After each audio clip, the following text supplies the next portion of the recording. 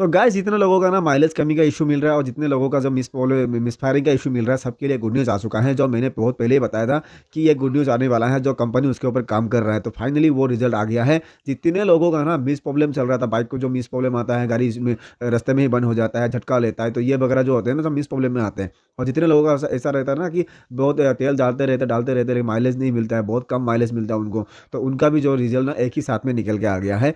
ऐसा एक सामान फिलहाल मेरे पास आया है जो मुझे बहुत पहले खबर मिला था कि आएगा, और जिसके बारे में मैंने आपको ही बताया था कि वो सामान आने वाला है आगे जाके। तो वो सामान जो है ना E20 के ऊपर था। तो E20 के ऊपर मैंने ऑलरेडी 2 वीडियो बना चुका हूँ, जो इसके बारे में पूरा डिटेल में बताया गया था कि E20 में क्या क्या सी दिक्कत आपको मिल सकते हैं, जितने भी E20 कार्बोरेटर आए हैं और जो बाइक है उसमें हम लोग को दिक्कत किस तरह के मिलते हैं, और जो E20 नहीं थे पहले, जिसमें अभी तक अपडेट ही नहीं हुआ था, उसमें किस तरह की दिक्कतें वगैरह हम लोगों को मिल रहे थे। तो हर एक दिक्कत को मैंने डिटेल में बताया गया है इस वीडियो में, आप देख सकते हैं साइड में। तो ये E20 का एक किट आता है जो कार्बोरेटर में हम लोग इंस्टॉल करना पड़ता है, जिससे हम लोग का जो माइलेज है वो बढ़ जाएगा और जो मिस प्रॉब्लम है वो सॉल्व हो जाएगा, ठीक है ना। तो वही सामान हम लोग का बहुत तो इंतजार के बाद फाइनली सामान जो है मेरे पास पहुंच चुका है। और सामान कुछ इस प्रकार है, देख सकते हैं, एक पैकेज में आएगा। और इसका जो प्राइस है ना, वो बता देता हूँ, 1800 का प्राइस है, 1800। यहाँ देख सकते हैं आप लोग, ठीक है, 1800 का प्राइस है इसका। और इसका पार्ट नंबर भी मैं अवेलेबल कर दूंगा, डिस्क्रिप्शन में होगा, आप वहाँ से भी ले सकते हैं। और मैं बता दूं कि इसका जो पार्ट नंबर है मुझे एक सब्सक्राइबर्स ने ही दिया है। मैं ये भी बता सकता हूँ कि सब्सक्राइबर भाई ने मुझे कॉल किया और मेरे इस पार्ट नंबर के बारे में मुझे खुद से बताया कि सर ये पार्ट नंबर मेरे पास है, आप ले सकते हैं। तो शुक्रिया आपका, आपने पार्ट नंबर दिया तो मैंने ऑर्डर लगवाया और सामान भी आ गया। और सामान आने के बाद इसमें क्या लिखा है ना, इसमें साफ साफ लिखा गया है कि E20 converter kit ECU 350 BS4 black sticker, मतलब ये जितने भी ECU मॉडल है 350 के और BS4 हैं उनको भी काम आएगा, मतलब BS3 और BS4 दोनों में ही ये काम आने वाला है। और दोनों का ही प्रॉब्लम ये सॉल्व करने वाला है। अब देखने का बात यह है कि इसके अंदर में आया क्या है, क्या क्या सामान इसमें नया से है वो देखते हैं, क्योंकि इसमें कुछ तो नया होगा जिसके लिए इतना ज़्यादा इशू आ रहा था। क्योंकि E20 आने के बाद से बहुत दिक्कतें बाइक लोगों को मिल रहे थे और बहुत मिसफायरिंग भी हो रहा था। मेरा खुद का बाइक भी इतना ज़्यादा मिस मारा था, मैंने आपको बताया था। तो पहले पार्ट जो है ये वाला, ठीक है, ये पार्ट है कार्बोरेटर का जो है रबर, पिस्टन रबर। तो पिस्टन रबर ना बहुत ज़्यादा ख़राब होता है, किस तरह से, जब भी इसमें पिस्टन में ना आपका वैक्यूम होगा, जो रबर खींचता है ना, खींच खींच के इसमें धूल मिट्टी लगाता है, तो ये रबर जो है ना डार्ट बन जाता है पूरा। तो उसको हम लोग क्लीन करने से भी क्लीन हो जाता है, लेकिन क्लीन होने के बाद भी बहुत सारा दिक्कत देता है।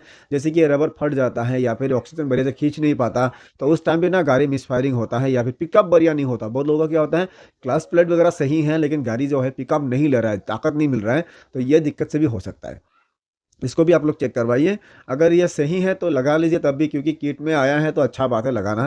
क्योंकि मुझे दिख रहा है कि ये क्वालिटी थोड़ा बेटर कर दिया गया है इसमें। और सामान जो है इसमें थोड़ा स्ट्रांग बना दिया गया, ये वाला फटेगा नहीं जल्दी, लेकिन लग तो रहा है फटेगा नहीं, हाँ। क्वालिटी अच्छा है लेकिन इसका भी। और सेकंड में देखते हैं क्या सामान है, इसको तो साइड में करते हैं, ठीक है। सेकंड में आ गया ये रबर। अब ये रबर ना पहले ब्लैक कलर में आता था, अब ये थोड़ा अलग कलर में आ गया है। मेरे रूम का कलर के साथ मैचिंग है, हाँ। ये कलर में आ रहा है। तो ये कलर, ये जो है आपका कार्बोरेटर का जो नीचे वाला बाटी होता है ना, उसमें बैठता है। तो उसको क्यों दिया गया है ना, ये रबर का बाटी जो है ना धीरे धीरे रबर जो है खा जाता है, ठीक है। तो जब भी हम लोग इसको खोलेंगे या फिर सामान लगाने के लिए, तो ये रबर लगा देना सही है, इसीलिए इसको सामान में ही दे दिया गया है। लेकिन ये कोई रोल नहीं है ऐसा कि इसके लिए कुछ दिक्कत वगैरह होता है, लेकिन हाँ यार, पेट्रोल लीकेज होता है वो सही है। तो इसको बदलना भी सही है, ये अलग से मिल भी जाता था पहले भी और अभी भी ये किट में आ रहा है। नेक्स्ट देखते हैं क्या आ रहा है। हाँ, ये सामान सही है। ये पहचानते हैं, ये है आपका कार्बोरेटर पिस्टन, जो होता है ना पिस्टन का बीच का नोजल है।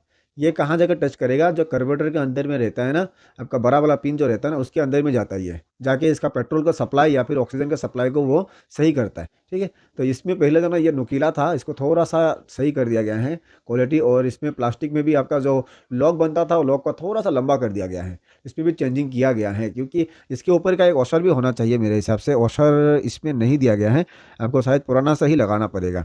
क्योंकि उसपे उसके ऊपर में एक वॉशर रहता है, लेकिन इसमें हटा दिया गया होगा। लेकिन जो भी सामान है उतना ही आपको बाइक में अप्लाई करना चाहिए, अलग से नहीं लगाना चाहिए। क्योंकि कंपनी अगर वॉशर भी, इतना बड़ा सामान दिया है तो वॉशर भी दे देता, नहीं दिया है तो कुछ ना कुछ कारण होगा। तो उसके लिए हम लोग वॉशर वगैरह अप्लाई नहीं करेंगे, अगर है भी पुराना कार्बोरेटर में, सिर्फ इसी को ही अप्लाई करेंगे। देखते हैं नेक्स्ट क्या आया है। नेक्स्ट है आपका चौक। चौक का जो पिन है वो, तो इसमें ना ये चीज़ ज़रा बड़ा कर दिया गया है इसमें चौक में। तो ये पहले छोटा था, अभी थोड़ा बड़ा कर दिया गया है और थोड़ा अपग्रेडेड कर दिया गया है इसमें। और स्प्रिंग का लॉन्ग भी थोड़ा बढ़ा दिया गया है इसका, ठीक है। स्प्रिंग भी थोड़ा बड़ा साइज में दिया गया है, ये मूवमेंट भी अच्छा कर रहा है। तो सही बात है, ये मस्त है।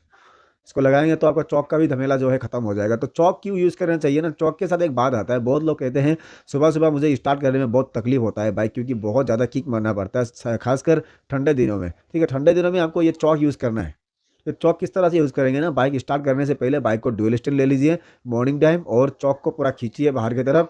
खींच के जब चौक टक करके साउंड आएगा, उस टाइम में आपको विदाउट एक्सीलेटर, एक्सीलेटर नहीं देना है, सिर्फ किक मारना है। अगर सेल्फ है तो सेल्फ दबाइए, एक्सीलेटर मत कीजिएगा। और सिंगल अगर किक है तो किक मारिए, उस टाइम वो स्टार्ट भी होगा और थोड़ा आरपीएम हाई करेगा। हाई करने के लगभग 1-2 मिनट के बाद चौक को बंद कर दीजिए, और बाइक जो है फिर वो मूवमेंट करने लगेगा।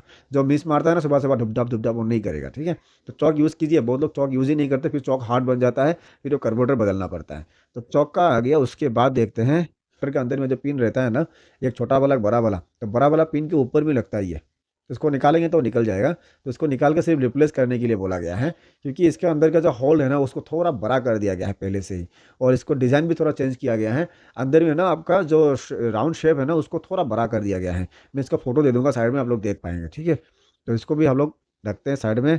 उसके बाद आता है ये स्पेशल सामान, यही है सबसे बढ़िया वाला सामान, क्योंकि इसके थ्रू आपका पेट्रोल को पास किया जाता है। क्योंकि पेट्रोल जो इसी से होके पास होके फ्लोट पिंग होता है ना, इससे पास होके ना जो फ्लोट पिंग होता है, फ्लोट पिंग से होके गुजर के वो तेल निकलता है। तो इसीलिए ना ये वाला होल ही हम लोग को बड़ा करना चाहिए था, क्योंकि हम लोग जब भी इसको क्लीन करते थे ना हमेशा ये जाम ही मिलता था।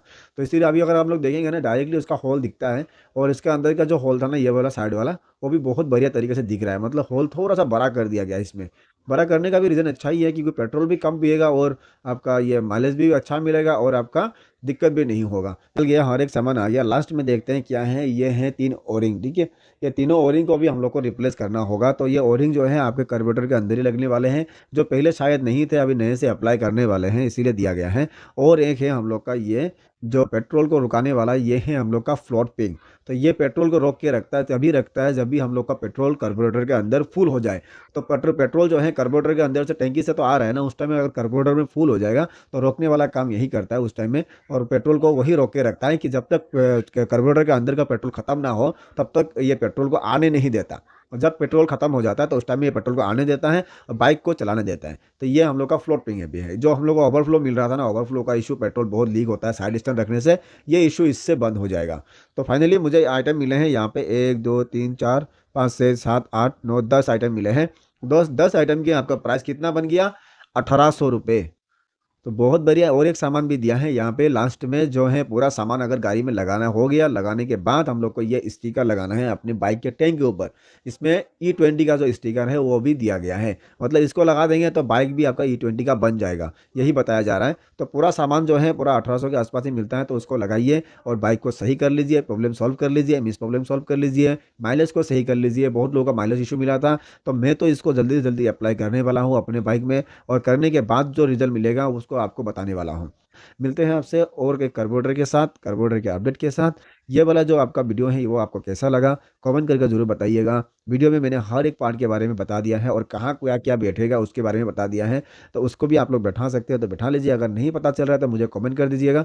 मैं कार्बोरेटर जब बैठाऊंगा तो उसके ऊपर भी आपको वीडियो बनाकर दिखा दूंगा, आपको डिटेल में पता चल भी जाएगा। तो ये वीडियो में लास्ट तक देखते रहने के लिए तहे दिल से थैंक यू। तो हम मिलते हैं एक नए वीडियो में नए टॉपिक के साथ, तब तक के लिए बाय बाय।